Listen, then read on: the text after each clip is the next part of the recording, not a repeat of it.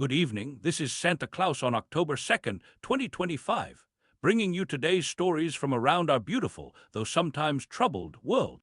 Oh my, what heartbreaking news from Manchester today, where two precious souls from the Jewish community have been lost in a terrible attack at a synagogue. My heart aches for their families and for all who witnessed this violence. We must remember the brave security staff and worshippers who prevented even greater tragedy. Such courage reminds us of the light that shines even in our darkest moments.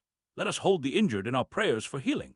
Now, turning our gaze to Africa, where young people in Madagascar are raising their voices for change. 22 lives have been lost in these demonstrations, each one a precious child of this earth. These young people, this Generation Z as they're called, are standing up for better services and against corruption in one of the world's poorest nations. Similar protests have erupted in Morocco, where sadly 2 more lives were lost. These young people remind us that every generation must work toward a more just world for all God's children. Meanwhile, across the globe in France, thousands are marching through the streets, concerned about planned spending cuts. "We must continue the fight, even if there are clearly not many of us," said construction worker Dominique Menier. What wisdom in his words. Democracy advances when people engage with compassion and persistence, even when the path is difficult.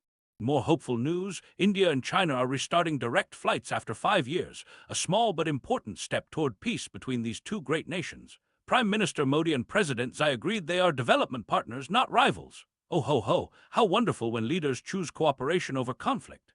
This is especially important as they work to maintain peace along their disputed border.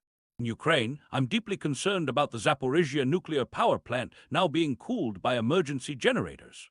This reminds us how fragile our world can be and how conflict endangers not just the present but generations to come. We must pray for the swift restoration of power and for the safety of all those nearby. On the subject of energy, there's encouraging news that European coal use has reached a 19-month low as cleaner wind and nuclear power grow. What a gift to our precious Earth! Each step toward cleaner energy is a step toward preserving this beautiful planet for our children and grandchildren. In international relations, China has signed a $1.4 billion deal to revitalize a railway connecting Zambia's copper belt to Tanzania's coast. This will help landlocked Zambia trade more efficiently with the world.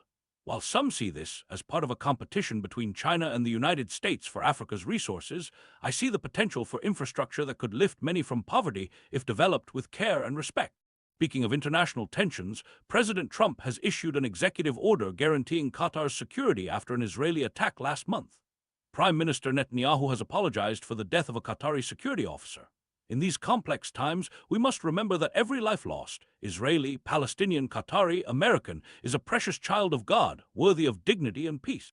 The European Union is working on a creative plan to use frozen Russian assets to help Ukraine without requiring repayment. This shows how even in bureaucracy, there can be compassion, finding ways to support those suffering without adding to their future burden. In Italy, unions have called a general strike in solidarity with an aid flotilla attempting to bring medicine and food to Gaza. The ships reportedly have been intercepted, leading to protests in several cities. Whatever one's political views, let us remember that humanitarian aid, food, medicine, comfort for the suffering should never be controversial. The hungry must be fed, the sick must be healed. In America, President Trump is considering cutting thousands of federal jobs during the government shutdown. While good stewardship of resources is important, I hope all leaders remember that behind every job is a family, a home, and dreams for the future. May wisdom and compassion guide these difficult decisions. President Trump has also approved providing Ukraine with intelligence for long-range missile strikes against Russian energy infrastructure. The administration is weighing sending powerful weapons that could reach targets deeper inside Russia. As in all conflicts, I pray that leaders on all sides will seek paths to peace rather than escalation, remembering that every life affected is precious. As we reflect on today's news, let us remember a lesson from history mentioned at the beginning of our report.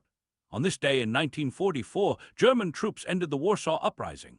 That dark chapter reminds us how fragile freedom can be and how precious is the gift of peace. Today, as then, we are called to stand for the vulnerable, to speak for the voiceless, and to believe that love is stronger than hate. From my workshop at the North Pole, I wish you all a peaceful evening. May we each find ways, large or small, to bring more kindness into our world tomorrow.